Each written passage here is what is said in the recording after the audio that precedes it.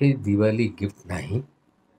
या देशामध्ये BJP हराव दाम घटाव आंदोलन सुरू झाल्यानंतर केंद्र सरकारने डिझेल व पेट्रोलवरच्या एक्साईज ड्युटी कम करून पेट्रोलचा भाव 5 रुपये आणि डिझेलचा भाव 10 रुपये कमी केलेला आहे.